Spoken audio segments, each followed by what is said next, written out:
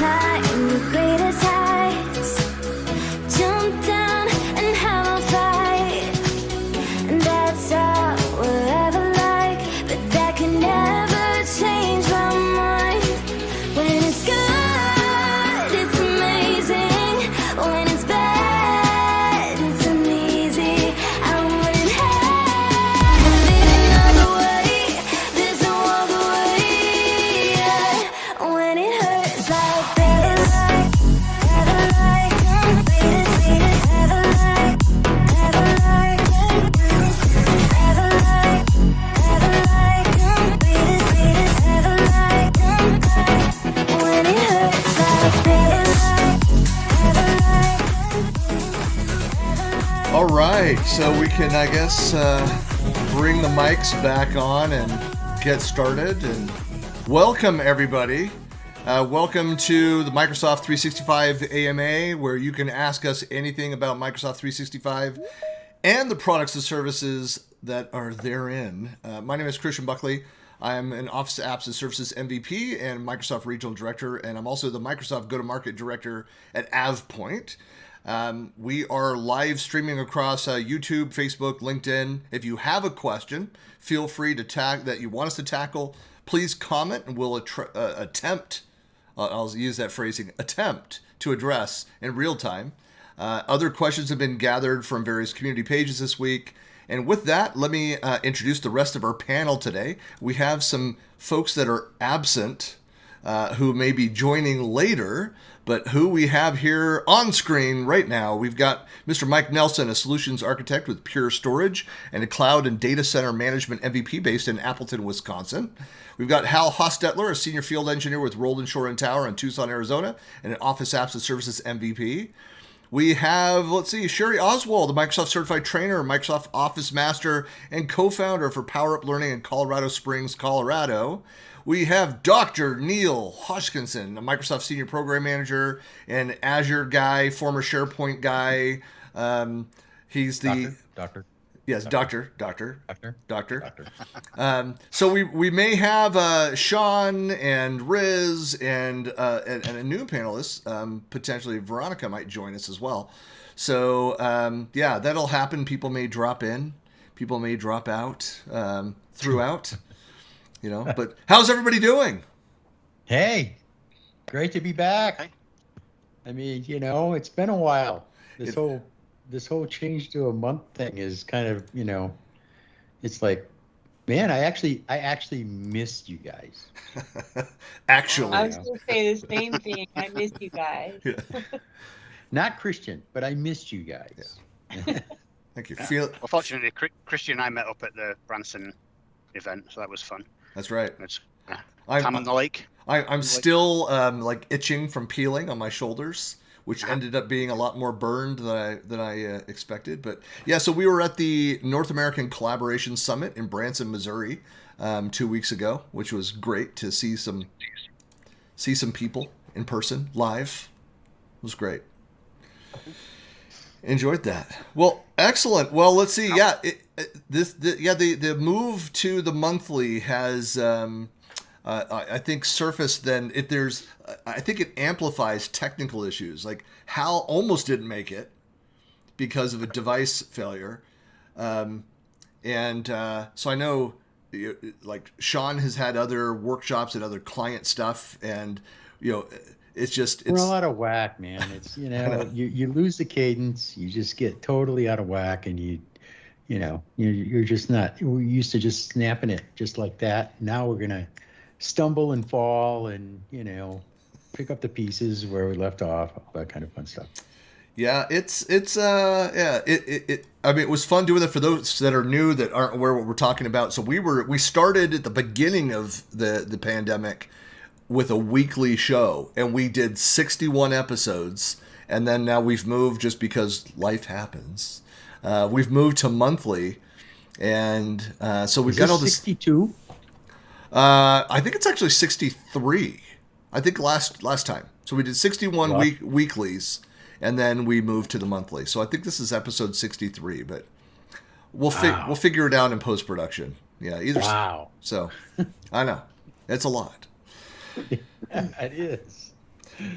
So with that, I do want to put up on screen early now. So we do have the disclaimer of, so folks are seeing it now. Just realize that we'll do our best to answer some questions.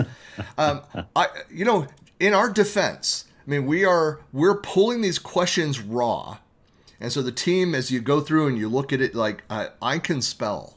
Some of the people that are asking the questions can't. I'm just going to put that out there. But I mean, some of the questions that are posted in like the Facebook communities, like tons of questions, like the Microsoft Teams Facebook community has like 40 or 60,000 members or something, some crazy big number. And we're seeing more and more questions that are translated. And so I just pull those verbatim. And so sometimes we have to interpret what the person is actually asking because we can't do follow-up questions. But, well, not only that, and then also lack of information is a huge barrier that we face quite a bit on our questions. We have to go back and ask for more information in order to be able to answer the questions. Right. And lack of knowledge and skill and tact of the panelists. We don't have that. Come on. Sometimes.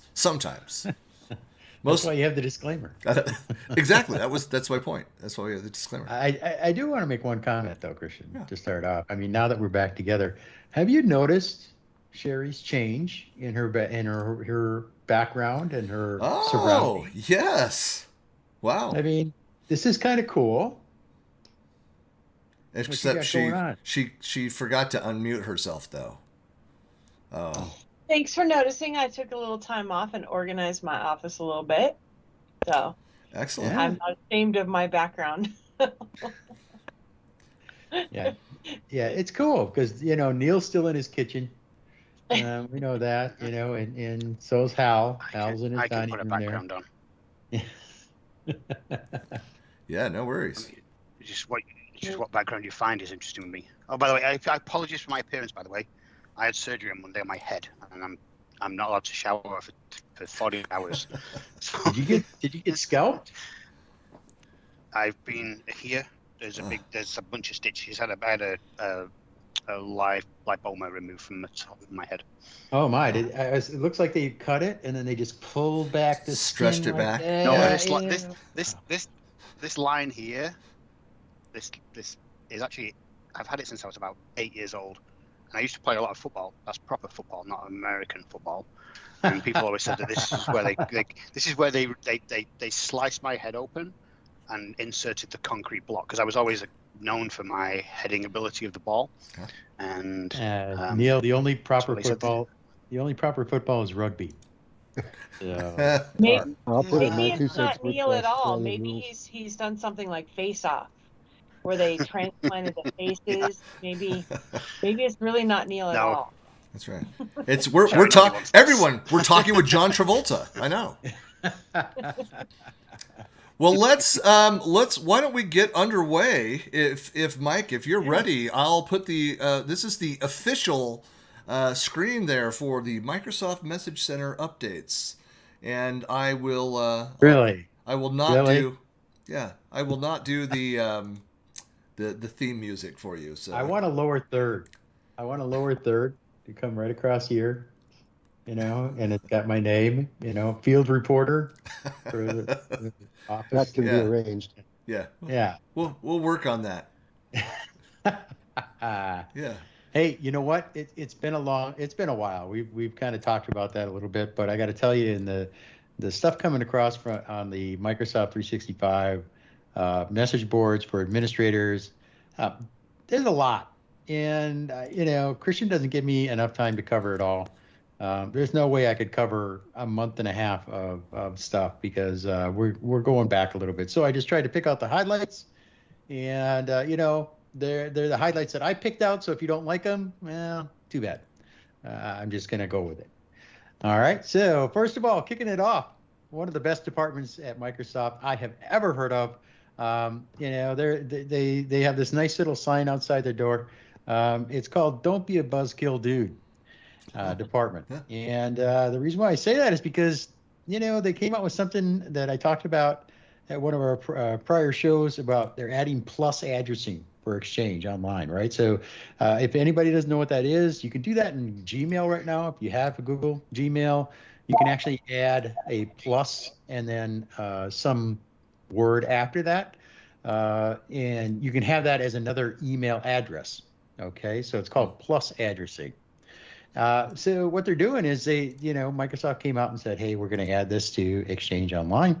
But the problem is now they've gotten feedback that says, hey, some orgs don't want to have plus addressing enabled. So now they've got to put in an actual switch to turn off the plus addressing. And I guess it's kind of a buzzkill for me because I'm like, hey, it's cool. It's a great way to filter out spam. It's a great way to put in, kind of hey, you got to fill out this form in order to download something, which Microsoft does a lot in their eval website. Just add a plus address and then you don't have to worry about it. It's not like going to your primary email. You can just, filter it out. So they're actually putting in the feature, and then they're going to make plus addressing an always on feature, and they're going to remove the opt-in. Okay, so you actually have to go turn this off specifically. It's on by default. So that scenario always plays out so well with Microsoft. It does. It does. Yeah, they have a great history of that. Yeah, they have a great history of that. Excellent. So from another department that comes along, it's called It Continues to Mutate department. The spam notification in call toast. Anybody know what that means? I didn't think so either. So back in 2005, Bill Gates came out and said, in 2 years, spam is going to be history. We're going to get rid of spam. Guess what? Spam is still here. Spam is not going away. And now Microsoft, quote unquote, are thrilled to bring you spam call notifications. So when you're in Teams, people are getting spam calls in Teams while they're in team meetings. So they actually will have a pop-up now that comes up and says, like you're on your cell phone, possible spam or spam notification will come across on your team meeting. It was a question of, not how or why, but when this was going to happen. I mean, it's effectively a life cycle of spam. And now they're going to start spamming. They did Zoom bombs. Now they're going to do team spam, I guess. So one thing I have to say, back to that early prediction of removal of spam, it for those that are not admins, you don't realize going into the environment how much is actually filtered out, like what is being protected. It's amazing the volume that it stops. Incredible amount of volume. And I have well, we have 365 for our family, right? And I've only got like 6-7 people on that, but the amount of spam that is filtered, it's incredible. I just run the report and I just can't believe how much my family gets. It's crazy. Yep. So moving on, this is kind of a weird department that they created at Microsoft. It's a department called The Call is Coming from Inside the House. 80s movies reference, if nobody got that. Of course, right away, Halloween. Yeah. Yeah. So they're actually going to put in dynamic E911 for U.S. work-from-home users in Teams. So in Teams, you will now be able to consent to publish your location, which will allow E911 services to locate you on Teams calls. Cool. Yeah. So now anybody who kind of like maybe hacks into Teams and can see where you actually live. Yeah. Thus, the call is coming from inside the house type scenario. Well, I know there's a comedian. In fact, I just saw a bit on YouTube a day or two ago about like a problem with young people that are. In fact, there's a whole government-paid campaign to educate people that you cannot text 911. You have to actually call 911. Yeah, and You know, and so it's a problem. It is, and actually, what they do is they actually got to take this to another level. They're putting in this notification that they're going to expand it so it'll work with dynamic locations. So what that means is if you enable location services on your computer and you move from, Starbucks to Panera Bread to your home to wherever, and you connecting to Teams meetings, it will know where you are at any one time when you connect to those meetings. Does it know what you're ordering? It'll get to that point, Christian. Don't be surprised. Okay. All right. Because now it is, if I'm sitting here and I've got my phone sitting here, it's kind of weird how I'll talk about, hey, where's my extended car warranty right now? And then, somewhere down the road, like tomorrow, I'll get a text message like saying, oh, you want to talk about your extended car warranty? They're listening. They're always I was just thinking of all of the meal tracking and steps tracking and all of that. And I often will not carry, I won't wear my Apple Watch or carry my iPhone with me because I don't want an app to be judgmental about what I am or am not doing. Don't judge me. That's right. But it's funny, like the things that you can do now, of course, you'd be aware of it. But like my oldest son, it went in and we've got the location, awareness capabilities within the phones. And like, I'll get a call and my son be like, hey, while you're at Best Buy, and I'll be like, oh yeah, I turned that on. So I know I'm allowing him to do this. And so he'll do that and be like, nope, I still see, mom's still at work, so when are you going to be home? So she can't help, like that kind of stuff. And, so there's some of that capability now already within devices, but yeah. Right. All right, moving on again. This is a real quick one. This department doesn't exist anymore, but they're called Letter RIP, as in letter RIIP. Skype for Business Online is being retired July 31st, 2021. What? Everybody needs to know that. If anybody still uses Skype for Business, it's actually still an option in Teams to specify when you get a Skype call, what answers a Skype call, and Skype for Business is listed. But they're getting rid of Skype for Business on July 31st. Is that going to hold? Well, July 31st, which this year or next year? When is it? Yeah. So the thing about it is that I created this back when we had our last weekly call, which was back in July. Yeah. So it's a little dated, but yeah, it's gone now. Okay. When is news really news? SharePoint News Boost. The new feature will allow you to prioritize important news and announcements at the top of news feeds across 365. Mm-hmm. And additionally, you can even prioritize visibility of news articles for a set time that you can control.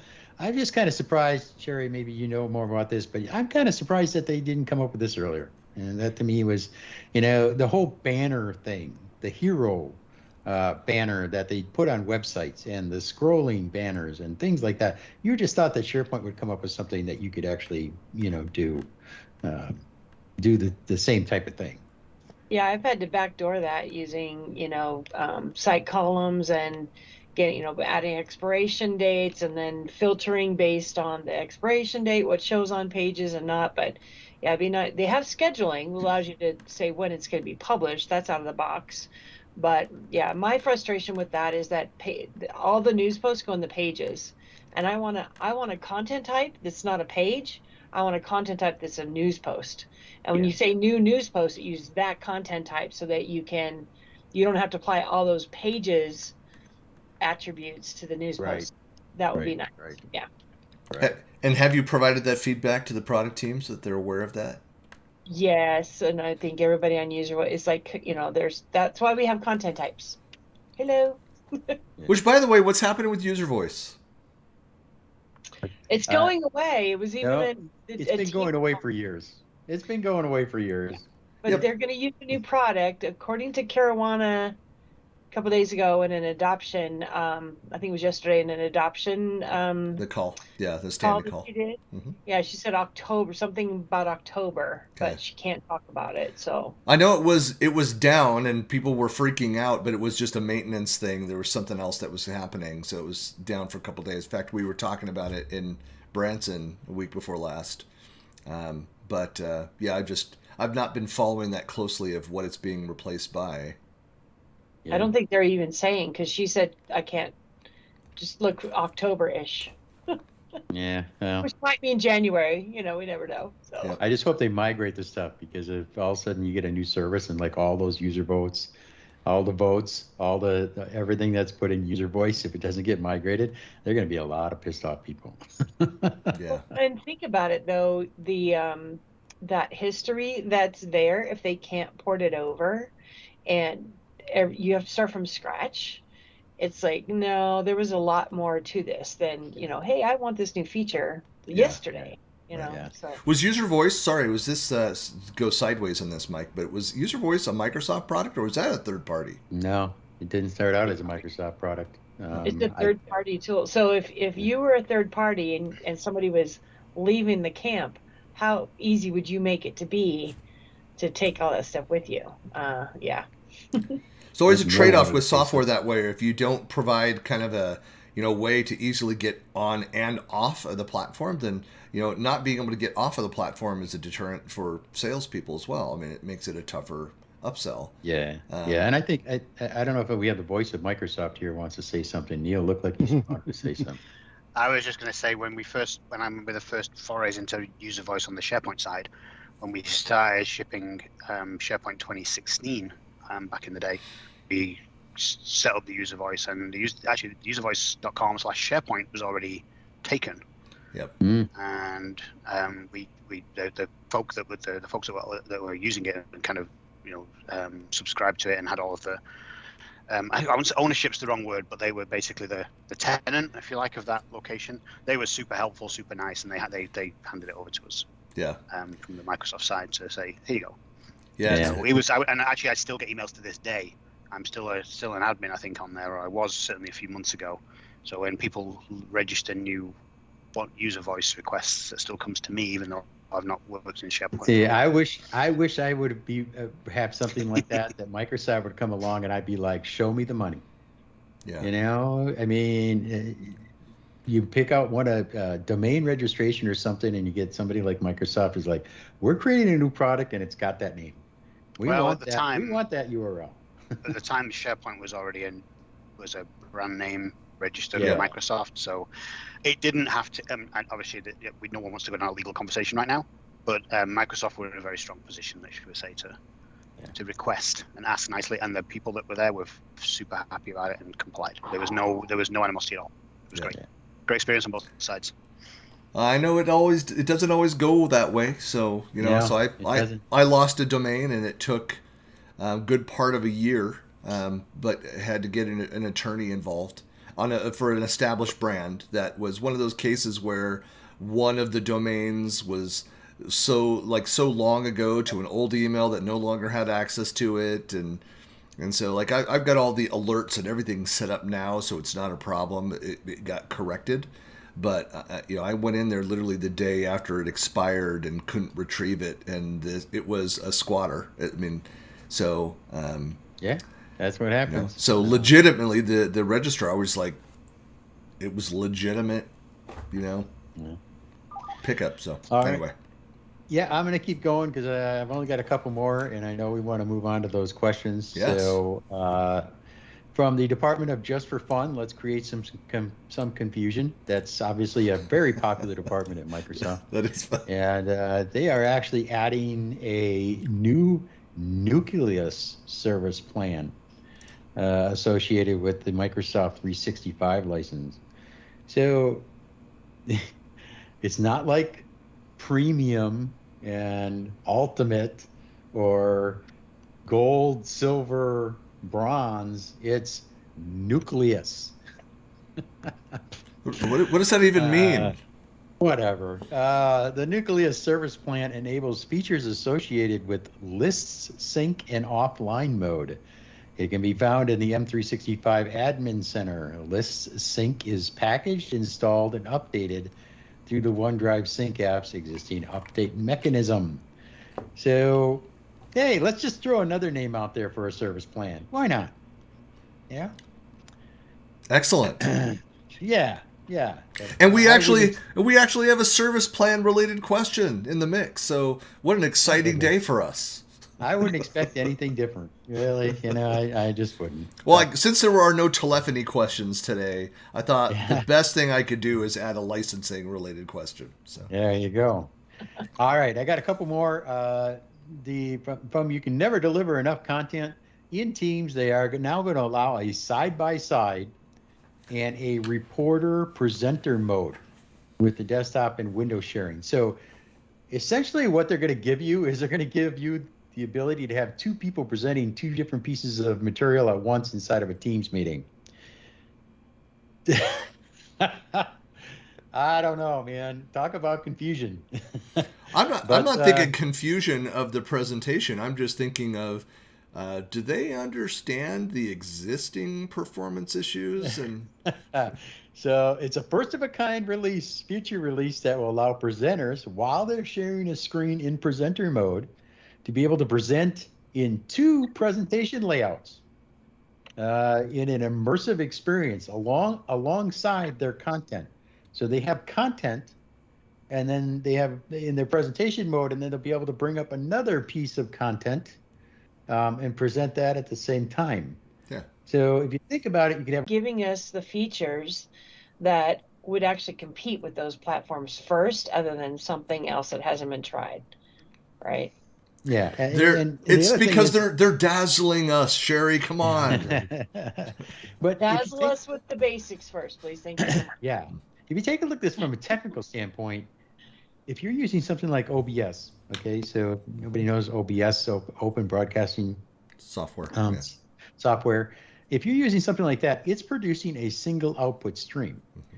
So it's only got one, H265 or whatever stream that's coming out of that software.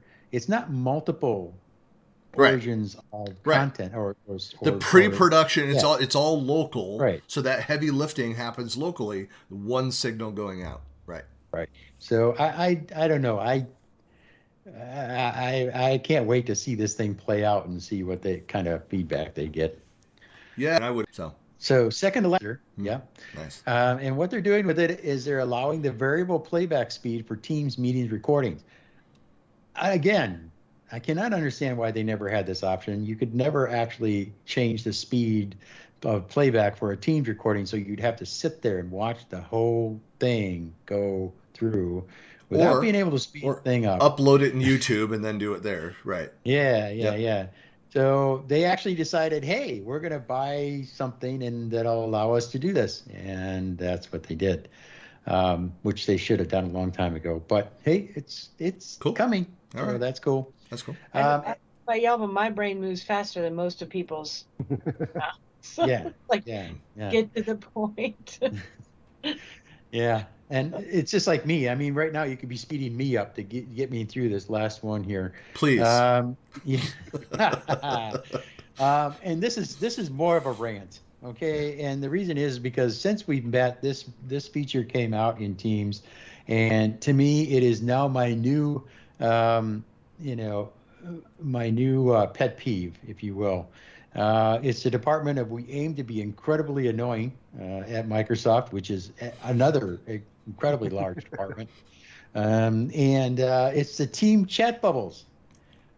These things are incredibly annoying. But that pop up in the bottom right of the screen or the top or wherever they want to pop up.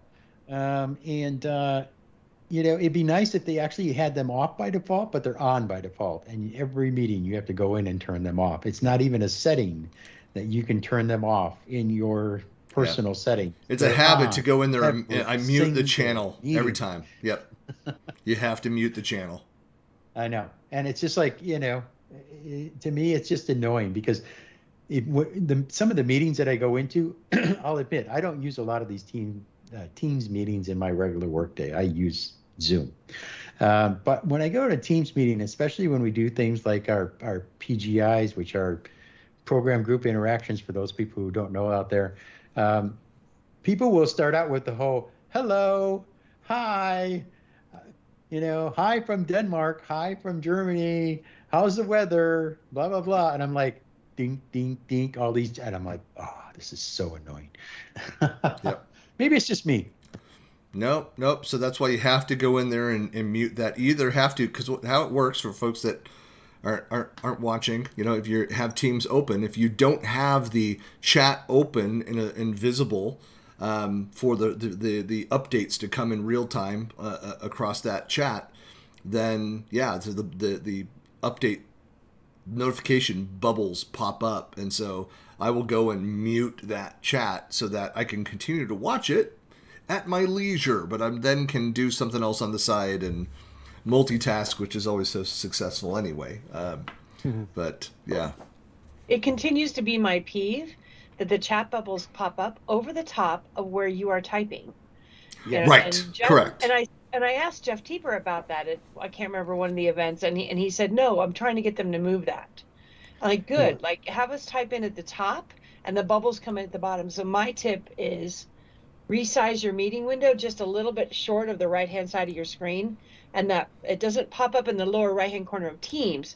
It pops up in the lower right-hand corner of your screen. Right. So that way you don't have it over the top of your chat. That's even worse, I think, because when presenters are presenting and their chat bubbles they'll show it on their screen. You won't see the chat bubbles when they're presenting, but you all of a sudden see, it's like having any other type of pop-up. You have an Outlook pop-up or a Slack pop-up, and it shows up, and then you've got somebody who slacks you saying something that you don't want everyone to see. Well, but that should also be, it should be that if you're in presentation mode, if you're on there, that it knows to not pop those up. I'm saying that, right. I know it doesn't, it should, but it should. There should be like a mute type function, an auto mute type function that you should be put in do not disturb mode, but if they have set their presence manually, it may not be recognized in the do not disturb mode. Right. That could be as well. But okay, so I'm done. But I'm pumped. Woohoo! Well, thank you very much, Mike. And once again, it's always great to get these updates and walk through. I see the emails that come through for one of my tenants, for my primary, my Collab Talk tenant. I see that stuff go through. Read a couple, depending on the headline. You won't believe what happened with SharePoint today. Click here to find out more. Whatever, they write the headlines, like the clickbait stuff. But it's great to go through the detail. And it is, of course, important for people to understand that there are no other updates that are important other than the ones that Mike has shared here today. Because if it were important, if it were of any value at all, he would have shared it. So, therefore, ignore all other Message Center updates from the past month. I mean, going forward. I think I put the disclaimer in front that I picked it out, so if you don't like it. Yeah, but well, that's why it's good to put on screen again, the disclaimer here about, Anyway, so with that, well, thanks so much for that, Mike, and let's see. Let's jump into the questions. I don't know if anybody has one, if you had a chance to take a look, if there's anything that you want to address first, but we can just start at number one and go through. It's been a whole month, so I don't think there was any homework from last time as well. But again, anybody that's watching the live stream, so out on YouTube or Facebook, if you have a question that you'd like us to attempt to tackle, then we're monitoring the feedback and we'll try to address the questions live. So feel free to ask. We've got a handful of people that are watching the live stream. And of course, if in the recording, if you're watching this out on YouTube after the fact, you can always post your question and we'll address it next time, or in the interim. So we actually do that, respond back, and can send you an email or respond there within the chat and try to answer your question as well. So with that, question number one, Mia. Here's that licensing question. So how can I prevent Exchange Online Plan 1, or EOP 1, users from accessing Teams and SharePoint intranet? I was so sure that they couldn't, but they can. Right now, the intranet has read access for all users. Is there any other way to let only E3 users have access? that'd be a nightmare. So the SharePoint Online is obviously open. There's no license. There is no license check. You just need to be synchronized into the tenant to be able to access it.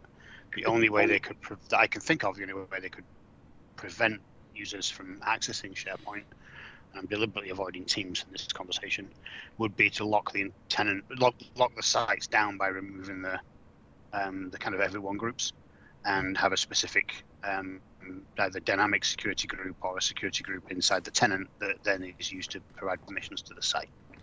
Now, do you have more granular control in Teams to be able to go in through the admin center and select which license types have access? I haven't played around in the Teams licensing section. As you know, from a content access perspective, behind the scenes, it's pretty much SharePoint permissions, but there is a layer on top that Teams uses to provide access to things like channels and private channels. So it's a little different. But I don't have the. I haven't taken my Teams admin course. I don't know.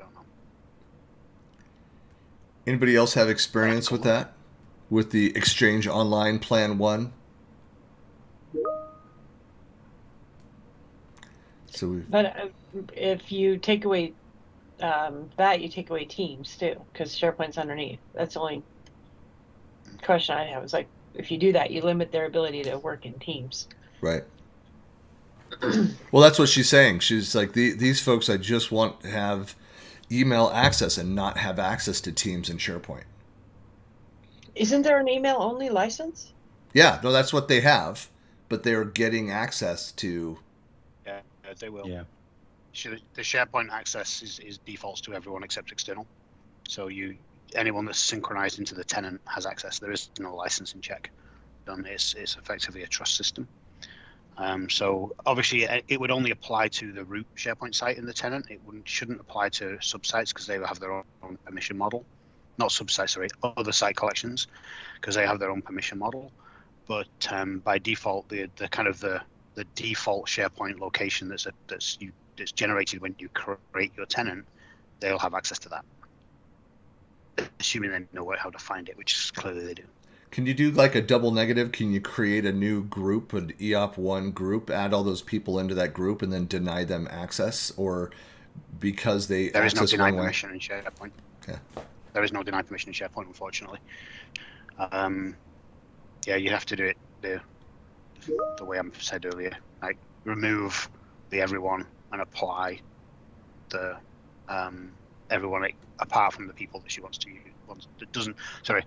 Create a group with everybody that should have access and omit the people that shouldn't. Right. Okay, yeah, sorry, Mia. That's kind of a pain. All right, question number 2. Jerwin says, and here's one that was translated here, so we'll try and decipher here. So, lock of storage in drive C. So, exceeded limits of drive C storage. Is there a good way to move the Outlook data file to drive D? More than 10 email address configured out of space in drive C, but drive D has a terabyte. And the answer to that I've already posted in the chat. There are ways to move both the PSD and the OSD file. I've got links to both methodologies. Moving an OSD to a secondary drive is not really, well, it's not really, they advise not to, but you can certainly do it and it'll work just fine. The only thing that you can't do is put either one of these types of files onto any form of a network store because they'll corrupt. Yeah, and for everybody watching too, so any links that we share, as part of our discussion here, will be in the blog post. So I'll have this later this afternoon, have the complete recording. I will timestamp every one of the questions that are asked, and I'll include any relevant links to solutions that we discuss within that blog post. And so again, that's at buckleyplanet.com. You can find that, and I'll be tweeting that out and posting that in the feedback for each of these locations. Wherever you find the recording, you should be able to find that link. A great site which you should visit anyway. Yes. buckleyplanet.com. Indeed. Yeah, I need to. I've been doing a lot of interviews, so MVP interviews and things out there, but I have a backlog of blog posts and content. It's just go into OneNote and click on. So there's a Microsoft support article about inserting a form or quiz into OneNote. So Well, it's that pulling the data. It's not putting the form itself into OneNote, but dynamically as people enter data into a form, she wants their answers to then import into that client-related OneNote. So that there's no path. There's nothing. You'd have to go build a custom solution. I mean, I saw a couple generic answers. People say, "Well, build a PowerShell solution." Yeah, thank you for not actually helping with that answer. That's the typical end user is going to create like a JSON something or other, right? Right. Yeah. For me, it would be the formatting in that, and I use I put information from forms into a SharePoint list, and then that I don't know how you could print that out. Maybe using a Microsoft template that attaches to that list, and then you could print that out, but it's going to be manual. There's just no easy way to do that. Back in the old days, I mean, I used to know how to go and do that, where you could actually, if you so automatically archive that from the intake form in Forms to Excel, where it goes, and it's not going to be real time. It'll be like daily. It will go and save down the latest, responses to the form as a CSV. You could then pick up that CSV, parse the data, and then publish in multiple locations. I don't have experience with doing that into OneNote.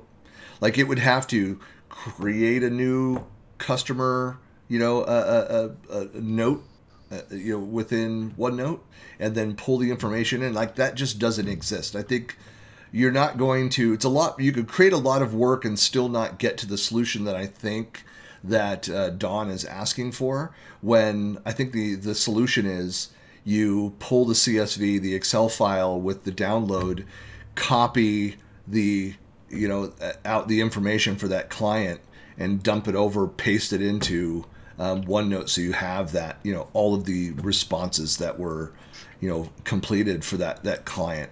I don't know of another method to do that for OneNote. Yeah, and I did one of my courses for LinkedIn Learning. I did advanced document creation, where basically same thing. You enter information to a SharePoint list, it attaches to the template, and it produces the document. So it's basically like a mail merge. And I'll put a link to the chat in the chat if somebody's interested in that. Yeah. But again, I have a free trial if they want to go watch the class. So. But again, I say, yeah. So that I think there are a lot of the solution of building it into OneNote, I think, is the kind of the stopper in this issue. I mean, there's a lot of other ways that I would. I love OneNote. I live and breathe in it. I understand that I have all of my customer syncs, all of my partner, the regions around my company, around the world. Everything is within OneNote for that. But to link it to an external facing form, to organize that, I mean, again, you can build Power Apps to automate. You can use lists to better organize and structure that information and make it more searchable. But all of those have a disconnect from OneNote.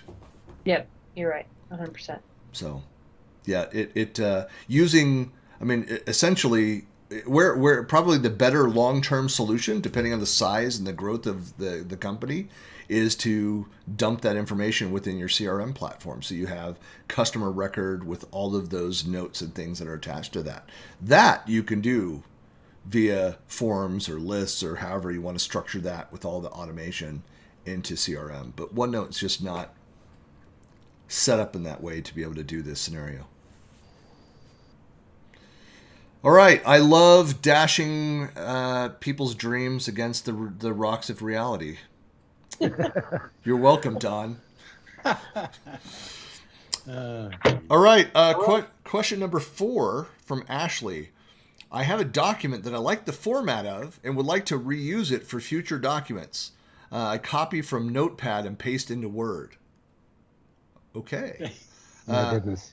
So how can I do this? Styles, macros, templates. So it's a document that she'd like to reuse. Create it as a template. Yep. Or save it as a doc-t. What is the extension? Doc? DOTX. Yeah, DOTX, DOTX. yes, sorry. Yeah. Used to be DOT. Now it's There's DOT. there's another piece to that though, because you can save your fonts and your colors and your styles as a theme, and then you can apply that to any document, just like you do the other themes that are built in. So I have 2 links in the chat for that, for saving it as a template and saving your styles as a theme. But I don't think can you actually bring those into OneNote though? I don't think you can cross-pollinate. This is not a OneNote thing. This isn't a OneNote question. No, but Well, so there. I copy from Notepad and paste into Word. Oh, okay. No. I thought she was saying that she wanted to use it in future documents and other. Okay. No, but there has been movement on styles within OneNote. I mean, this is a sideways topic, so that you could actually do that. Even do like the format painter and move between any of the relevant Microsoft Docs. I don't know where that is. I've not looked at it in a while. That's like a couple years old that Microsoft said that they were trying to bring OneNote up to speed with some of those capabilities with Word and PowerPoint. But they get rid of the every time you put a hyperlink in, you can't take the hyperlink off. And that's something. So other problems there, but yeah, but I mean that's I think a simple solution is exactly what you guys have said. It's save it as a template, go in and format to your heart's delight, save it as a template, and then you can automate that, put that as part of a form. So every time you go and say new customer and open up that and save that with the naming mechanism for the file name as well as everything inside. Yeah. And you can have macros as part of the template. You can kind of anything else that you want to automate. Yep. So that's that's been around for a long time, being able to do that. All right. Number 5, Thiago. I want to improve our process for those who's working from home from our team. We need to fill up the Excel file for our sign in and sign out for attendance when we are working. Can anyone help how I can automate rather than we ourselves manually filling up Excel for the respective user? I'm trying to check MS Forms or Power Apps. We're looking at an in-out board, and I think Outlook's actually got an add-on for an in-out board. I don't know if you have to pay for it. Well, isn't that the purpose of Shifts as well? Yeah. Well, Shifts isn't Planner. Doesn't Planner also for check-in, check-out for attendance? Yeah. I mean, you're not. I guess you maybe you need to define. Are people manually, click in and click out, or is it like, hey, you're going by your calendar, and you check in and out that way? It's kind of like the call centers when you enable your phone. You're checking in to receive calls. Yeah. And you disable your phone and walk away. You're done. You're no longer You're part of the queue. Right. Yeah. Yep. Yeah, I think that's what it is. It's kind of like the punch card, punch in, punch out. So it's a manual process, or somebody is doing that on their behalf now via Excel. But yeah, staffing can do that. You can do that, by. Well, I mean, again, calendar will show that you intend to be there and available, but I think that's part of the issue is when do they actually arrive and go and do that. Yeah. So it's a remote punch card. Yeah, there could be elements of recording purposes here as well. If it's for like check in, check out, when you're on shift, could be related to how much you even get paid. So maybe made historical records as well as just are you available. Might be when were you available last week and how much we're going to pay you per hour, whatever it might be. I mean, there's a number of possible requirements here. Yeah. Yeah. If they're just looking for an in-out board, there is an add-in to Teams as well. I put the link in the chat. So awesome. It also kind of depends on how much overhead you want to have, because if you have a separate app, everybody's got to install that app. Everybody's got to be running that app. If it's actually part of an existing app, like it's an add-on to Excel, or it's an add-on to Teams, or it's an add-on to Outlook or something, then it's just extra baggage on those apps that they already use. So kind of depends on how you want to look at it.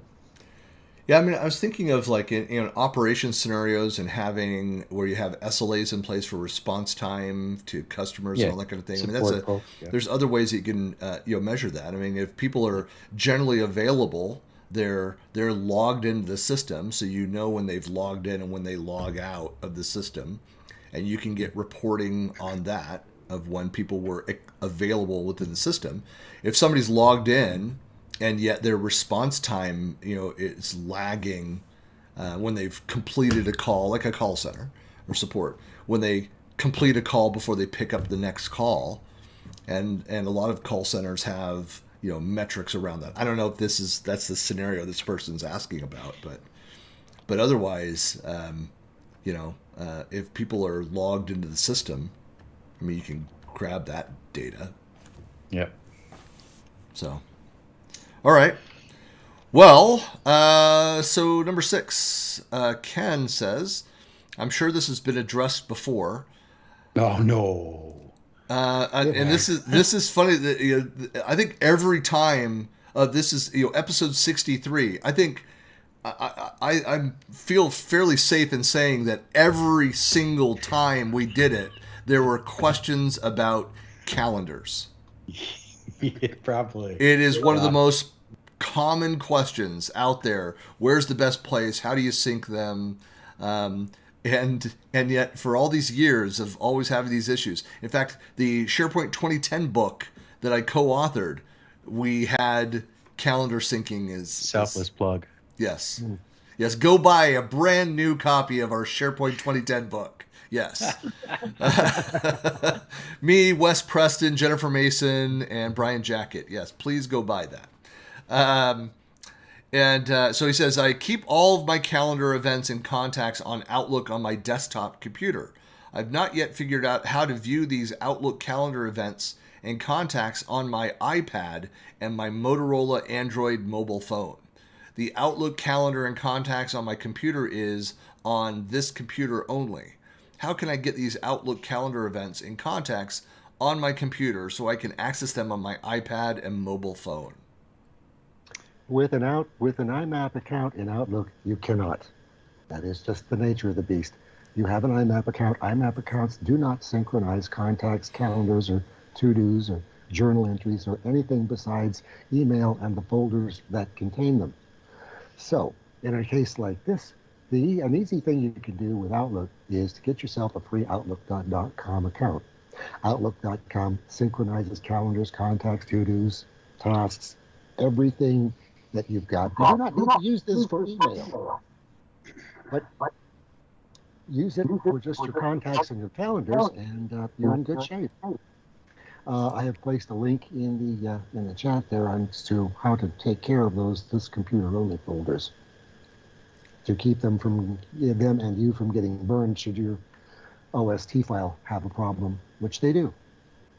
So Hal, let me ask you, would it make sense just to have them install the actual Outlook client on all these devices in order to have everything sync?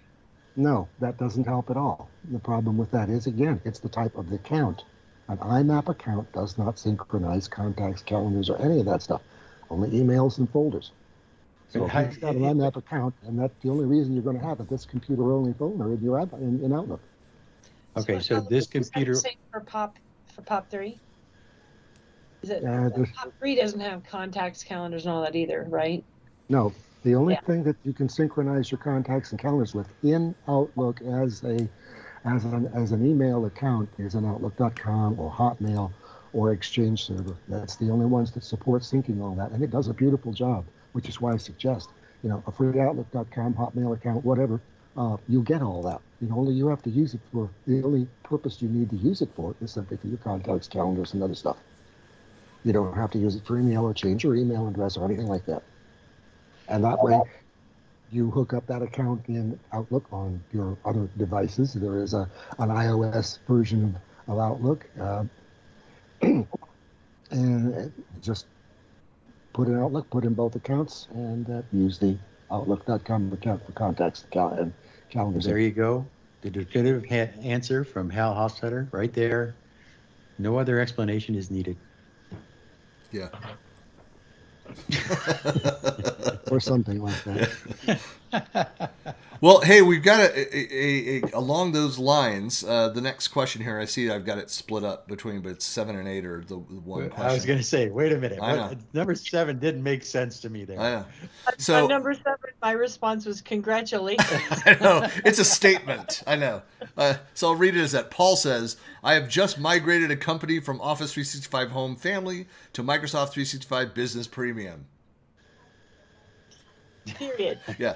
Okay. Good job. Number 8 is the rest of this question. So I exported their PST files, set up the new accounts, and imported the files. However, on the desktop version of Outlook 365, some folders are empty, even though on OA, the folders contain emails. The computers were new, fresh installs, as was the Office 365 Outlook install.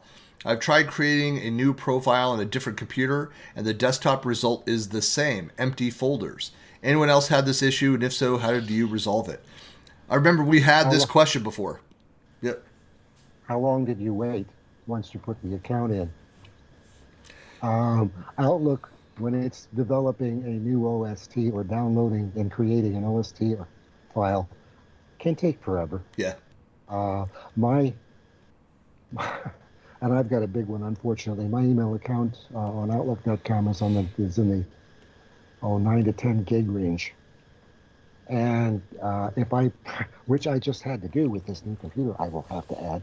I don't know that that Outlook has completely finished syncing my Outlook.com account yet. It's been the better part of 24 hours, but it's a big mailbox, and the synchronization just simply does not happen very fast. So the first thing to do is you wait a couple of 3, 4, 5 hours, and then see if you've got anything in those folders or not. Right. Because it can take a while. Well, and you have to leave it open. Exactly. Right? Yeah. Yes. To be able to see those. Yeah, I just ran into this. That's why I saw this question. It's like I had just experienced this where I had, was going through of a former client, had a question, not worked with them in 2 years, and I was trying to find data that was relevant for them, and I'm like, open up the folder, empty. And it just took a while for it to refresh, for it to catch up. And it was all still there. Another thing that you might have to pay attention to is to how much email you're synchronizing. Outlook has, for IMAP and Exchange Server accounts, has a synchronization slider that lets you decide how much of the email that's on the server to keep offline on your OST. If you have got it set for a month and are looking for something that's 3 months old, you aren't going to find it without a search, because it just simply will not be in Outlook. It will be on the server, but not in your local client. Right. All right. And, Shari went in dark mode there. So, all right, let's move forward. Yeah, there we go. The Be Right Back. Look at that. That's awesome. Wow. So professional. That's awesome. I love it. I love it. All right. So question number 9, David asks, says, I've created a SharePoint site page for my work and looking to hyperlink text to an Excel document. Can this be done from the SharePoint page, or do I need to do anything in Excel? Jerry, come back. So you can, on a SharePoint page. No, if it's just a hyperlink to an Excel document, so presumably that document's embedded somewhere in the SharePoint site, or it could be anywhere, it doesn't really matter. If you're just looking to generate a hyperlink to an Excel, that's just like any other hyperlink, isn't it? I don't see. You certainly wouldn't have to do anything in Excel unless he's trying to do something like expose content from the Excel document, but that's not a hyperlink, that's something else entirely. Right. Yeah, so if it's just, then it would, I'm like, yes, you can do it, and wherever that Excel file lives, but then you run into the issue of people trying to click on it if they don't have the right permissions, then they'll get an error or get a request to get permissions to that. Or if you've linked it to local, so only you can click on the link and get to that file, but you can do all of those things depending on what you want to do. So, yeah, this is one of those want to better understand what he's actually trying to do and what within SharePoint. But Yeah. yes. The other thing is, if he's created a SharePoint site page, you could be looking at, okay, you could create a page.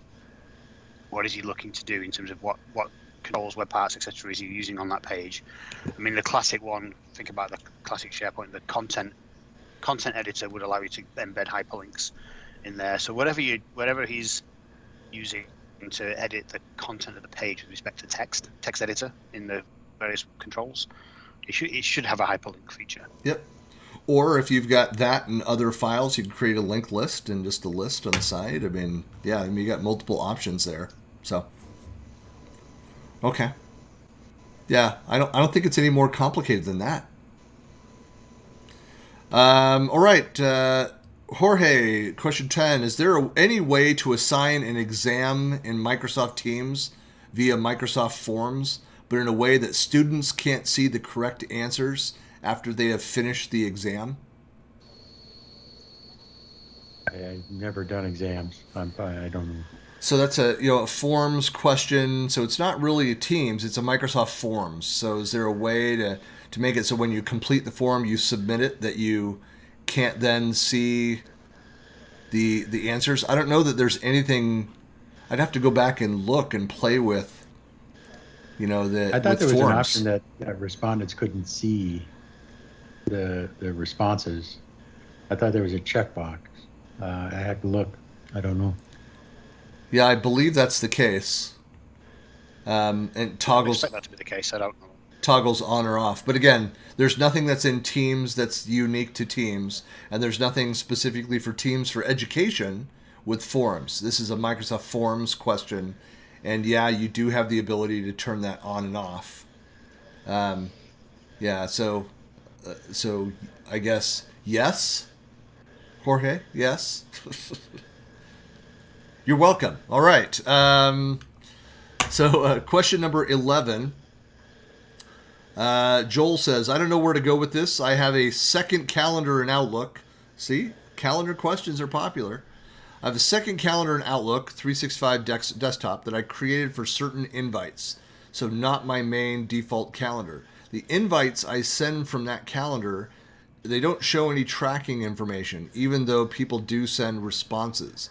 I can't find anything out there that's similar to my issue.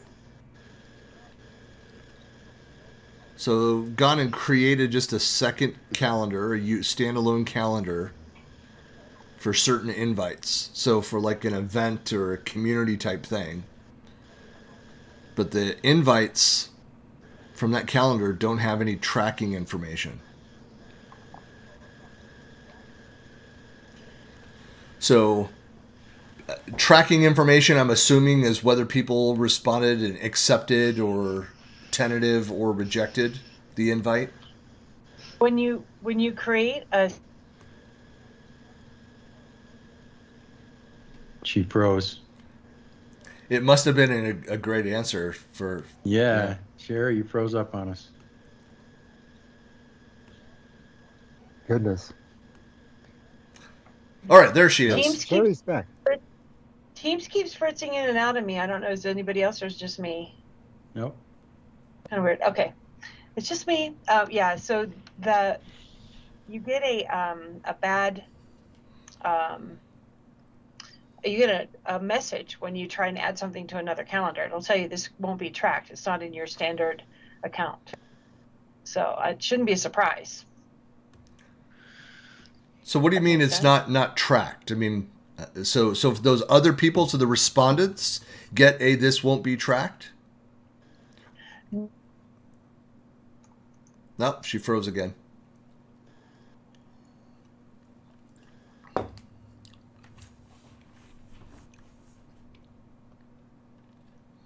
Yeah, because to be honest, so I've not in years created from a single, like my work account, for example, gone and tried to create a secondary calendar. Generally, when I create secondary calendars, it's within other locations. So my Microsoft community profile, my Collab Talk, which is a community related profile, elsewhere, not my AvePoint company one where I go and create those things. So, but if I wanted to, if as part of AvePoint, I wanted to create like a M365 AMA calendar, because we've decided to go back to not only weekly but 3 times a week, Monday, Wednesday, Friday, for 2 hours every morning, those 3 times a week.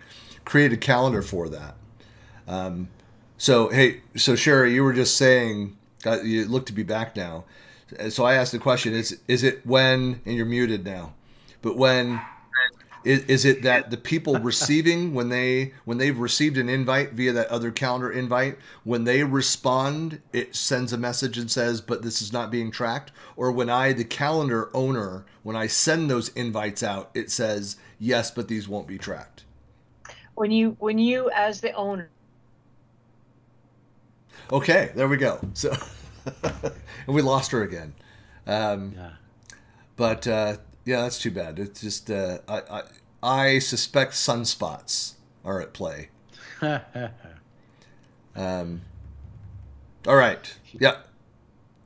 I don't know. Anything else to add, gents, while we're waiting for Shari, if she has more to say here? No.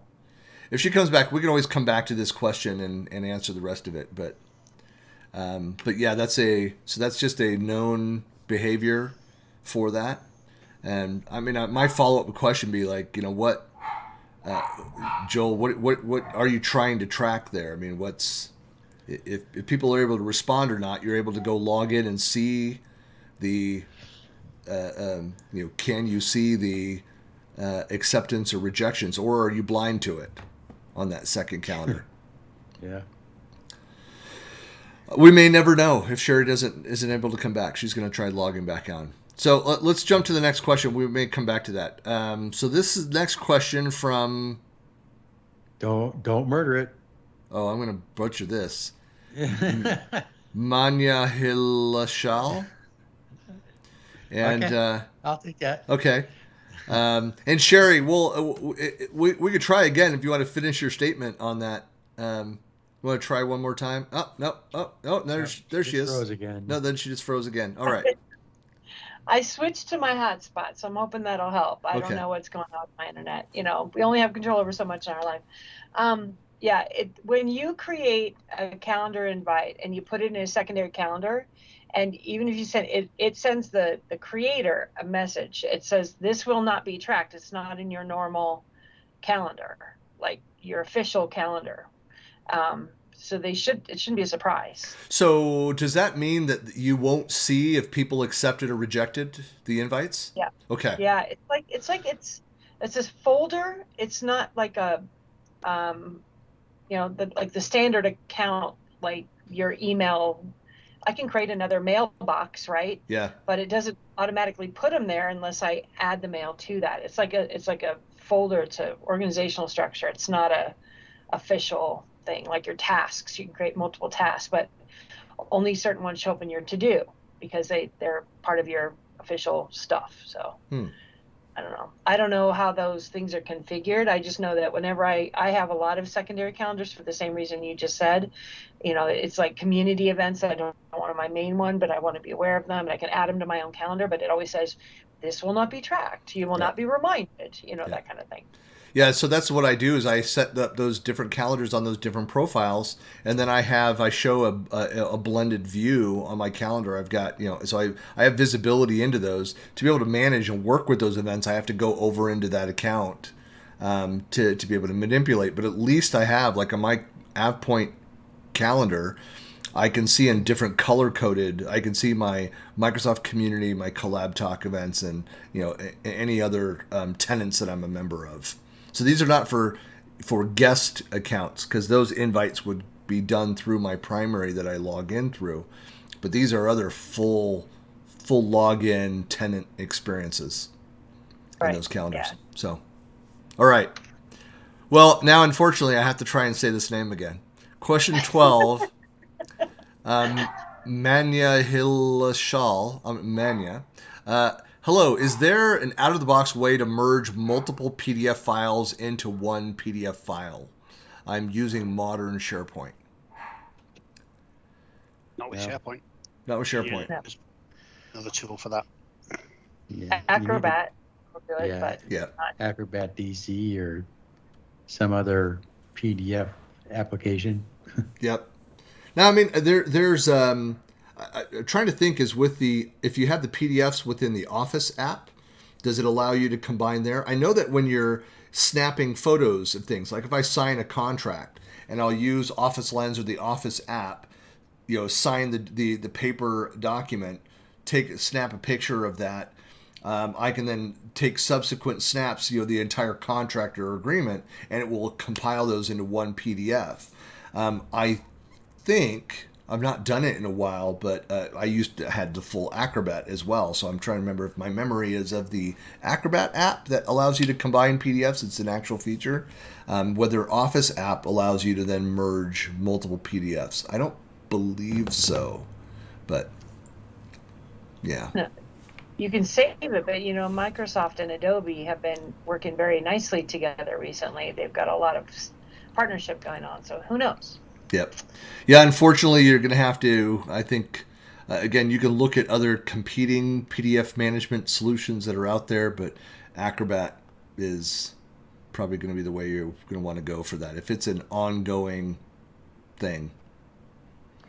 So, the one that I use is called PDF Exchange. and that allows you to merge PDFs? I believe it does. Truthfully, I don't think I've ever tried doing that, but it is a very thorough, complete editor, and it's cheaper than Acrobat. So, Well, I would guess that any other PDF solution, management solution out there will be cheaper than Adobe. So, yeah. I like aspects of Adobe, but their stuff is pricey. You can maybe find a better product, but you cannot spend more. Correct. So if that is your goal, you can do no better than Adobe. That's right. That saying is taken from Motorola radios. You can maybe buy a better radio, but you can't spend more on one. That's right. Interesting enough, a little side story. Christian likes to do side stories, so I'm going to jump on one here. Yeah. Trying to actually get out of an Adobe Creative Cloud license is difficult. I compare it to actually trying to call your cable provider and Get out of a gym membership. Get out of a package or something like that. It's just it's something that I dread doing. It's frustrating to no end. Even before I get them on the call, it's frustrating to me. Produces a high level of anxiety. But Creative Cloud is similar because you can only cancel if you call them. You can cancel online, but it tells you have to call them to process your refund, if any refund. And secondly, if you go beyond 6 months, you owe them the entire year. They won't give you. You pay for that's the right. entire year. Yep. So even if you don't use the product, they make you pay for it. Yep. Which to me is just ridiculous. Yeah, I know that each year when the invoices come up for standalone products for my wife who uses Illustrator and other, she's a design student, and I'm like, okay, this is I can't remember the price, $500 or $700, something like that, to renew, and I'm like, do you still need this? Do you really need this? Yes. I'm like, all right, okay, gonna pony it up again. I just don't understand why companies make it so difficult to, because I don't know if anybody's used another example. I don't know if anybody's ever uses Sirius XM. No. Okay, so Sirius XM, in order to cancel, you have to call. And they automatically They give it to you free when you buy your car. Yeah, right? but you have to have For so a long. auto renew option enabled.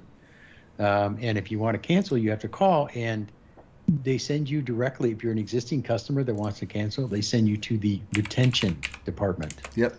And they'll work you over. The retention department is the relentless abuse department. Yep. It's to the point of you just say, I don't want it anymore. Leave me alone. Go away. They play that same game when you want to renew too, because they always want you to renew for $300 and some or something like that, and the average renewal price is a whole lot lower than that. So you call up and you complain when it's time to renew, and then they'll drop it down a ways. In my case, they dropped it from 3 something down to 175. Well, I didn't feel like paying 175, so we went round and round on that, and I finally said, close it, and they closed it completely. And then I said, let me speak to your supervisor, and the supervisor comes on, and I said, how do I fix this? And she says, oh, we'll just give you the count back, and because you're a new subscriber, you'll get the brand new rate. And so the games you have to play with such departments is absurd.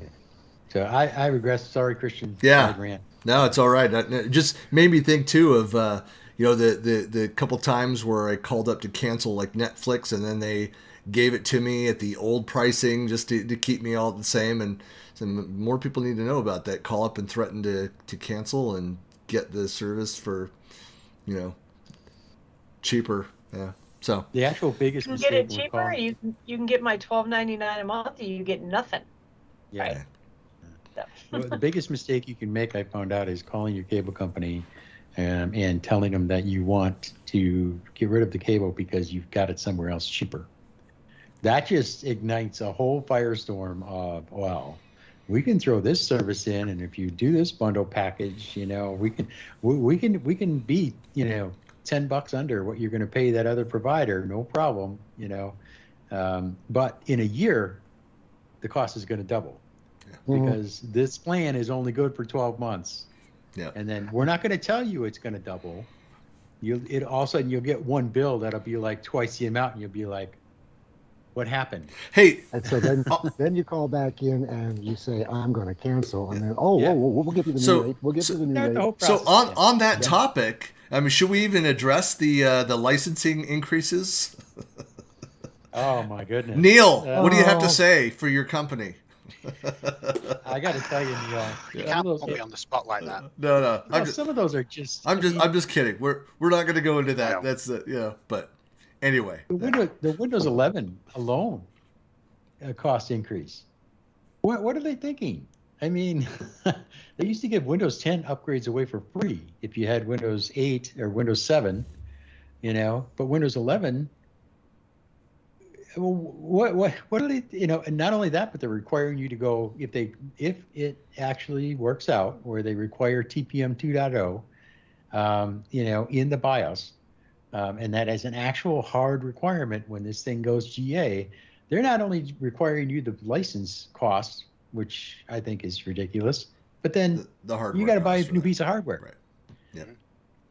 Bigger than that is the processor you got in the machine, because it will only support an 8th gen processor or better. Why are they doing this? And the Surface Pro 5 that I have. A more secure environment. 7th gen. So Hal, is that what killed your Surface Pro? No, that isn't what killed the Surface Pro. Yeah. Yeah. I don't know what killed it. Yeah. So Neil, we're not actually putting any pressure on you to answer anything there, but I'm just sitting here saying stuff. I like my job. I'm saying nothing. yeah. I don't know anything, so I just say nothing. No, I would just say across all of that, it's like, why is Microsoft doing that? It's like, look at their stock price and just jumped up again, and they're doing pretty well. So, all right.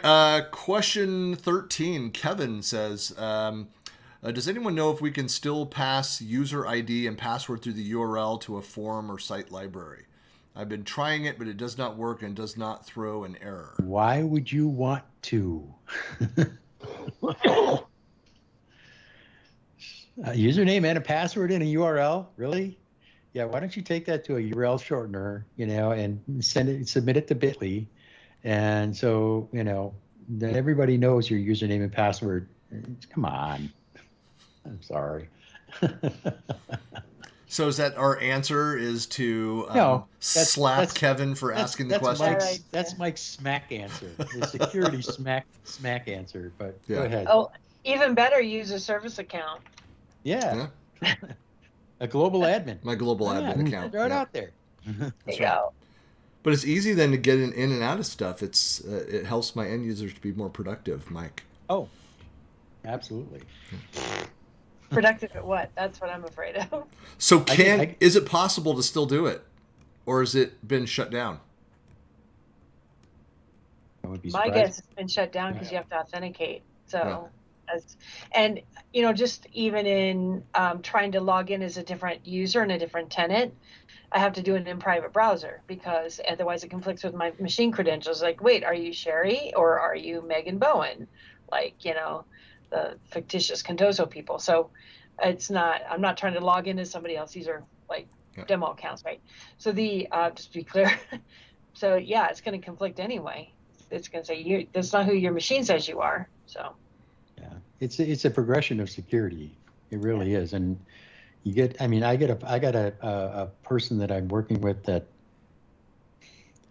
is like, doesn't want to get, is so paranoid about their bank pins and everything else. And doing online banking is like taboo. But then they complain to me when I enable MFA and they have to have an MFA app to, be able to authenticate to something. What, I got to have another app now just to authenticate, just to log into this? I'm like, yeah. Question 14, and just to put a little more context, this did come from the Microsoft Teams for Education user group on Facebook. Leilani asks, hi, what is the purpose of the channel and a location when I schedule a meeting using the calendar? I can address that. The location is actually, if it's a physical location, so people, it does provide, if you're on mobile and it's a physical location, then they would be able to use maps or whatever. There's an integration for that. But the channel is a little bit different. You can add a passive meeting to a channel in Teams, and then everybody in the channel or who focuses on that channel it would just appear on their calendar without actively inviting each person and requesting an RSVP. So it's really good for things like recurring team meetings or project updates that are just there without people having to RSVP, and then whoever is part of the channel gets invited, so you don't leave somebody out inadvertently. But also the caveat on the channels is that you cannot invite external users to a channel meeting. So I can't say, if Christian and I were in the same tenant and I invited him, I can't invite the other three of you to join us because it's in a channel. So it's locked down. Well, and Shari, why would you want to invite the three of them? You and I, we talked about all of our secret meetings anyway. We don't need them, so we don't need that. Yeah, we're talking productivity. They're talking all the other stuff. So, is the channel? So that's neither one of those then is a required field for that. I mean, location. If it's not relevant, if you don't have a physical location, you leave it empty. But the channel for that meeting type, do you have to set that?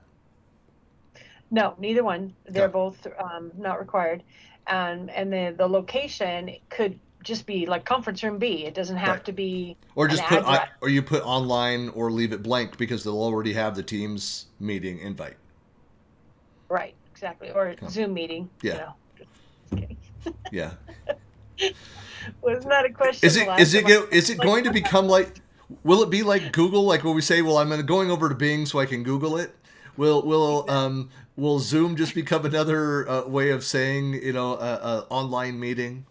We'll Zoom that using Teams. Oh, it already has. If you lost the verb, you lost the war. Yeah. I mean, that's just it. I mean, companies now, they say, oh, want to Zoom? Yeah. They're going to say, want to Teams? Yeah. Yep. All right. Hey, we've got time for one last question here with 15 with Mohammed.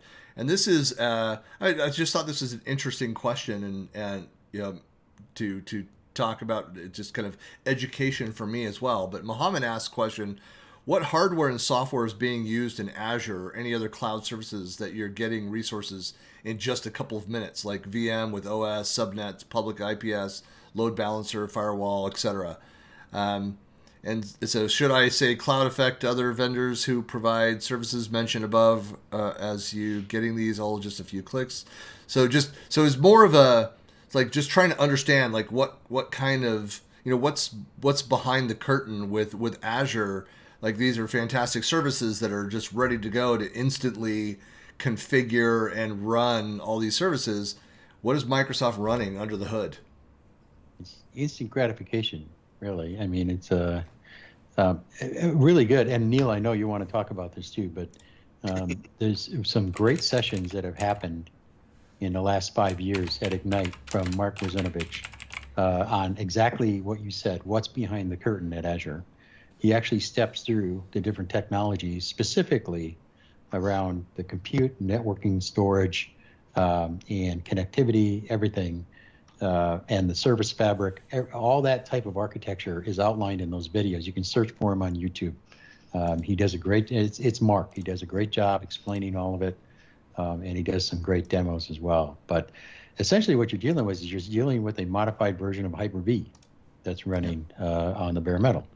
And it's all, meshed into a service fabric. And that service fabric allows for the rapid deployment. And by rapid, it's really something that is depends on your view of rapid, but it is incredibly much faster than you'd be able to do on premises. Because it's all based off of templating. It's all based off of ARM Resource Manager, which are now being converted to Bicep. So, Neil, if you want to add, go ahead. I was just going to add the same thing, Mike, actually, about the videos from Mark are exceptional. Obviously, it's the public view of what's going on behind the scenes. Things like a couple of things that just link in that question from Mohammed there about how do we deploy a VM with an operating system on it. But that's all imaging, so they're pre-canned images that are they come from the storage location, and they're rolled out, and they provide, as Mike mentioned, templates which allow you to customize them. So it's basically it is Hyper-V on steroids, really, if you think about it, but with a whole lot of other fabric around it that just enables that rapid deployment of services. The one thing to point out, the question we say, we have subnets, public IPs, load balancers, firewalls. These are not physical devices in the way you'd think about building this in your own data center. Yeah, they are virtual. So virtual devices are very easy to manipulate, control, and configure. We don't have to deploy NICs. We don't have to deploy a physical box for you, unless you're using things like some of the services that are dedicated. But it's that abstraction that allows that level of flexibility and speed. I'd say that also across, Azure, GPC, and AWS. Just a comment that it was really amazing to see some of the growth of this, like being involved with MMS and BPOS. So before it became branded as Office 365. And when we would have to go, and we were slow on some of our initial deployments of the MMS and BPOS solution because we were buying hardware. So we had to purchase and scale for performance of a team of 20,000 employees. The number of servers that we'd have to have ready so that it would perform. Like, it's fine in the middle of the night with, across 20,000 employees, maybe 100 people online. But what if 12,000 of those 20,000 were all on it at the same time?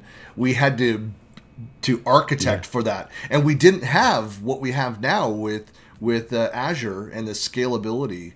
Right. And so, yeah. Yeah. And I mean, you take a look at the hardware specifically. It's custom hardware, but it's interchangeable. It's a commodity. Yeah. So a lot of people think that they're using really high-end stuff, and they're using stuff that you can just buy from Supermicro or whatever. No, that's not true. This is all customized stuff made specifically for Azure data centers. You can actually go out and take a look at projects like Project Pelican, and you can actually go out and take a look at those and see the hardware that's being used and how specific it is. I mean, it's engineered. It's like a car. It's engineered to do exactly this task, right down to, the capacitor level. That they're doing a specific task of making, hardware that allows for this rapid compute and scalability. So, and when they pull a hard drive, and they throw it away. I mean, it doesn't mean anything because, the volume that they're also using in these data centers is massive. It's just it's incredibly large. It's if anybody's ever able to go and do a walkthrough, again, I did it early on, was able to go down and visit one of and Microsoft obviously doesn't advertise like where all the data centers are, but one that's down by the Seattle, the SeaTac airport. Just it had like the beginning of Tron. They don't allow that anymore. No, I know. I know. And at the time I was a purple badge, so I had some ability to get in and take a look around. But we got a walkthrough, And the door was like the beginning of the movie Tron, where it's the giant door that just keeps opening for 5 minutes. It's this massively deep door. Like it can, I think, survive a non-direct nuclear warhead hit kind of strength. It's just amazing. But to go in and see that, and then you really understand too. You're right that it's the way that they're going through and pulling drives and resetting things and moving through. It's irrelevant. There isn't like the old days of, those are my company working with data centers, but I go in, I knew my hardware. I knew our systems that were being maintained in the data center. I was updating the binders with, instructions for the people that were managing it within the data center on our behalf. Like those days are long gone. Like, yeah. Anyway, it's interesting space to go and look at. There have been many articles written about what Microsoft has done and some of the advances. There was a great article where they went in to talk about some of the broader Azure capability when they did they did the data center in a box that was like a train car. It was like and they dropped it in the ocean, like up north of Scotland or something. It was one of the tests, for the cold water up there for cooling of the unit. But they talked a lot about what goes into building out these data center assets. Really fascinating stuff. Obviously not fascinating enough to keep Mike's attention but we are over time at the end here. So I want to say thank you to Neil, Shari, and Hal for sticking it out the entire time. Mike, just work on that sustain of his time, but despite a crummy internet connection. That's right. You still held on. I know. Some people are more professional than others. That's all I'm going to say. So, but my little right back note I heard. Yeah. But really appreciate everybody's time. And again, thanks for everybody who is watching the recording or watched part of the live show. Again, we'll be back on actually September 8th in 2 weeks. 2 weeks. So we'll be back with another episode. In the meantime, the recording will be out on YouTube. It's already there. If you go out and search for Collab Talk, you'll find the latest recordings as well as past recordings. I will go through and have a blog post this evening where every question, every topic that we covered, and I'll timestamp that so you don't have to wade through 90 minutes of recording. You can jump exactly to the area. And with that, thanks all, and we'll see you next time. Thank you. And then I'll just fade in the music again because that's what I do.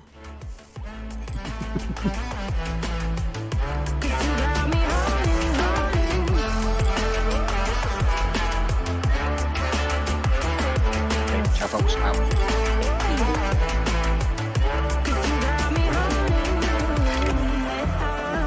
Play me like a bass guitar, simmer down and mess me